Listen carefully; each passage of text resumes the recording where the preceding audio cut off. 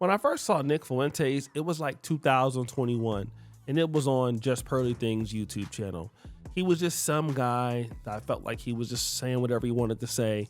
Then I saw him on Fresh and Fit, another guy, very awkward.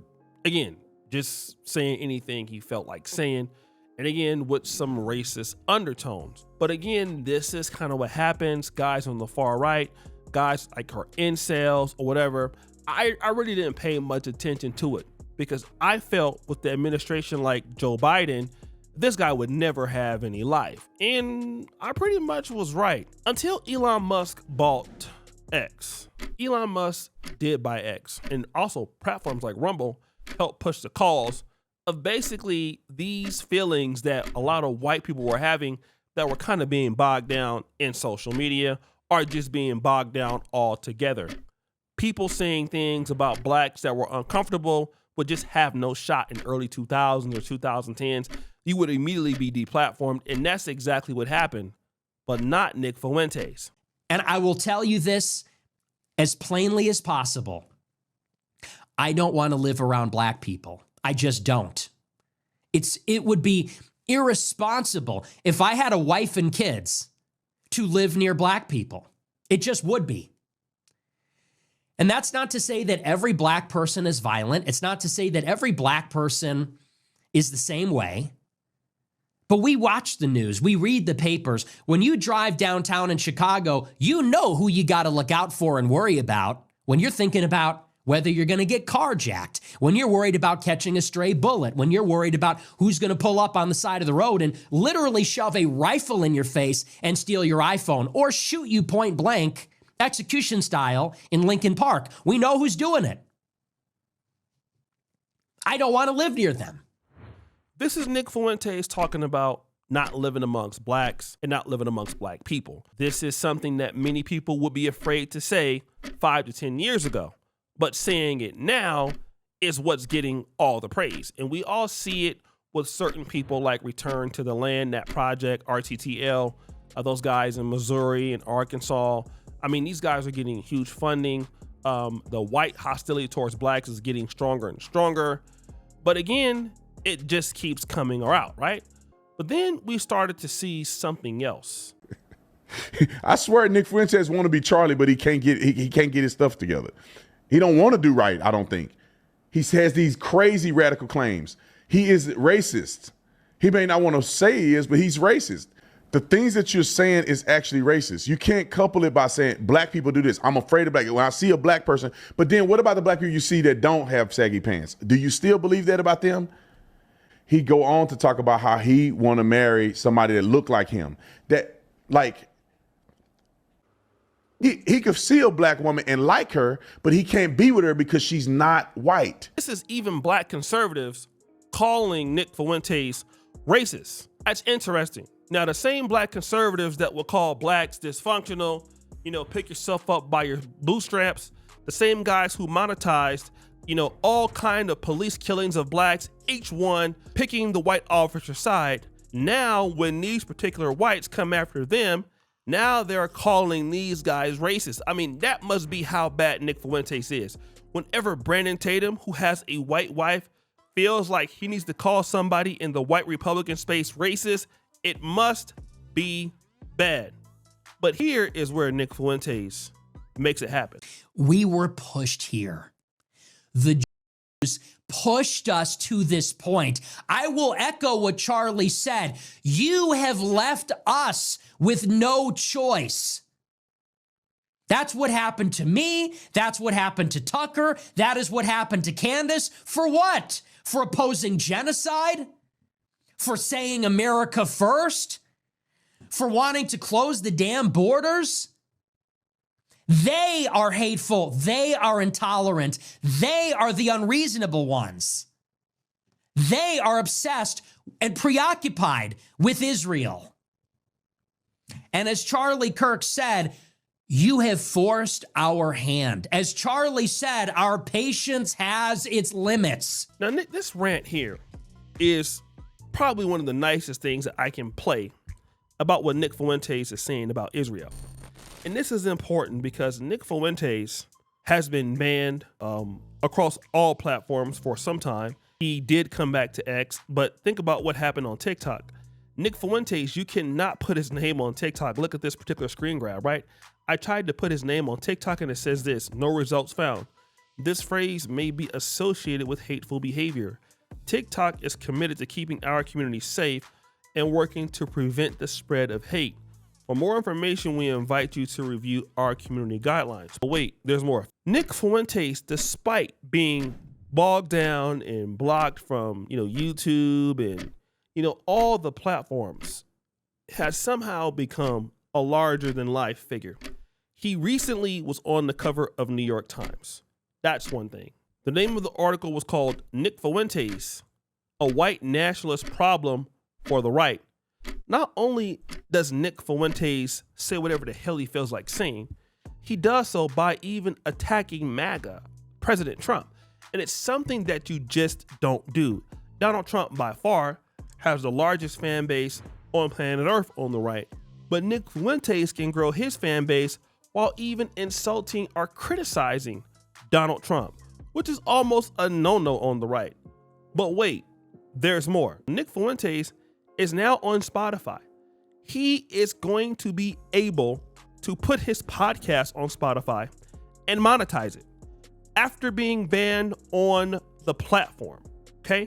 Look at his new shirt that he's basically selling. WANGHAF. White ass jiggers going hard as F. Yes, on Fuentes.store. He is making a ton of money on Rumble. He's getting paid in Bitcoin, and he's making his case known that he's not to be played with.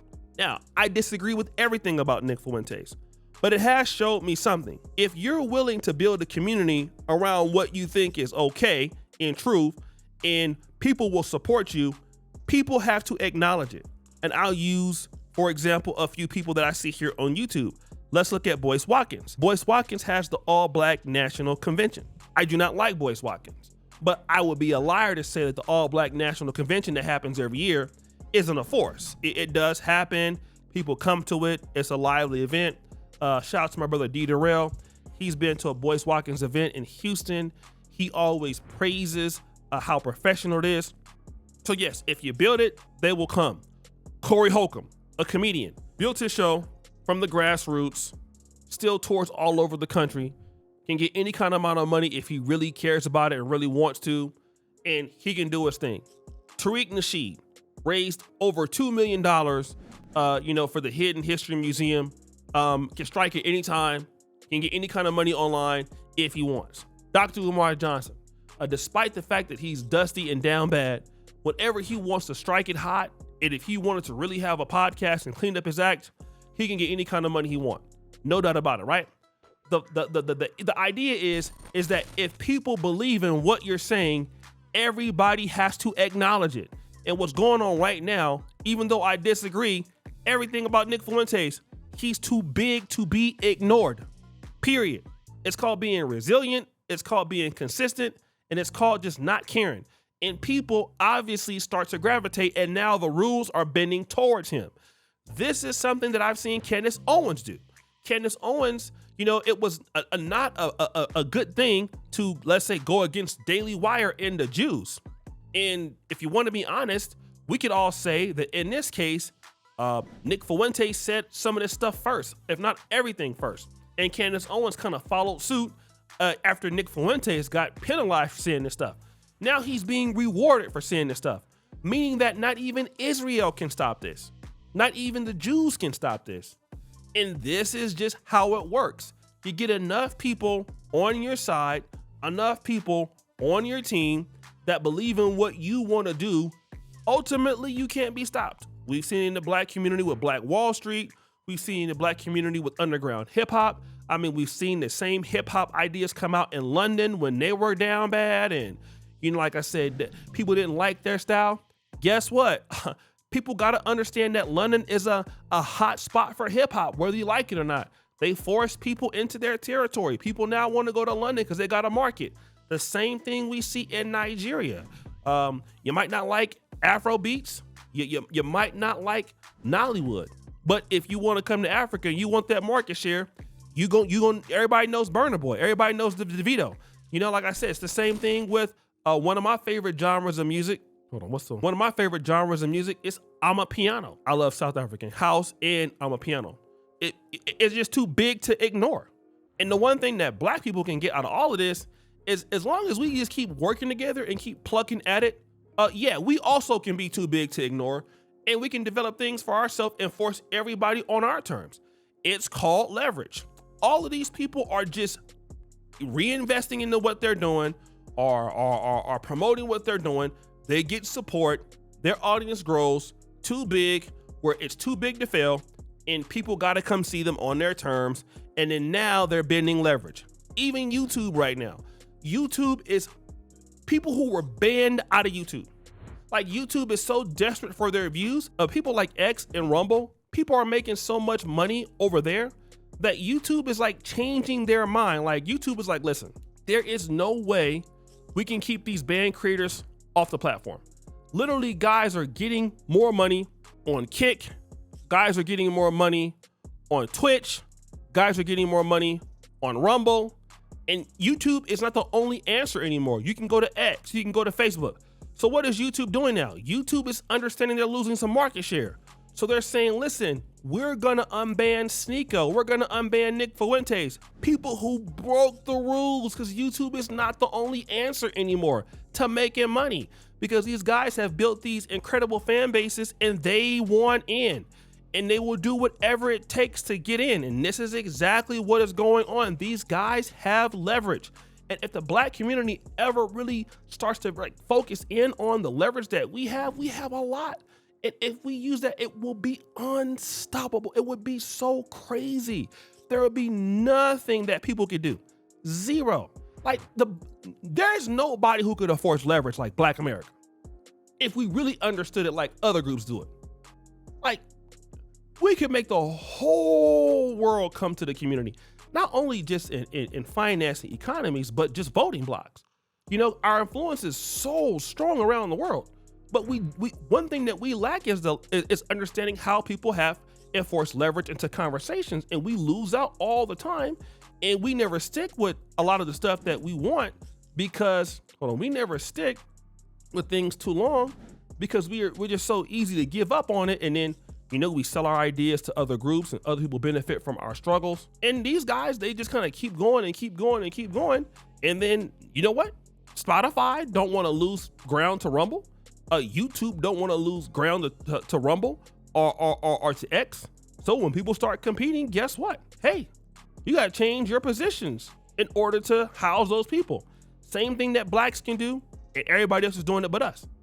So guys, what do you think? It's your boy, Shooter Jackson, back at it again with another episode of The Celebrity Junk. I appreciate you for all that you do. Subscribe to the bell.